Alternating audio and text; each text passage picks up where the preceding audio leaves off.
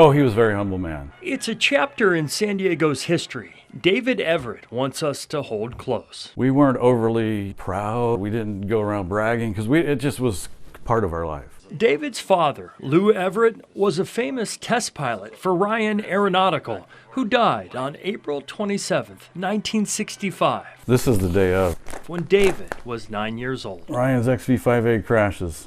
Evening Tribune. David's father was flying at Edwards Air Force Base in front of a live crowd.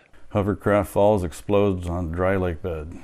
Pilot chute fails to open on 800-foot plunge. That evening on the news, this was national news. Yeah. Harold King, KFMB's anchorman, made a long-lasting impression on David. He did a really, really nice commentary on my dad. David recently reached out to News 8 for the old footage. I think Barbara Nielsen responded to me that weekend. Barbara, our archives editor, was able to find film of the crash, not seen in more than 50 years. How could you not? His story was so heartfelt. He lost his father when he was in grade school, and his memories seem so vivid about that horrible day. Lou Everett was an Army Air Corps pilot who, after the Korean War, became a test pilot. He died flying an experimental plane that took off vertically, and since his death, he's missed out on 2 generations of his family. This is my son and his wife and his 2 daughters. And this is my daughter and her husband and their 2 sons.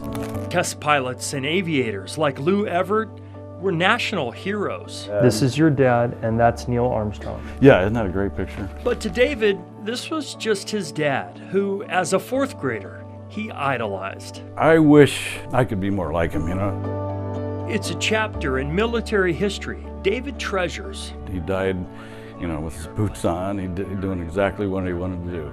And all he asked for in return is for San Diego to remember his father's sacrifice. It was a tragic thing that happened to our family.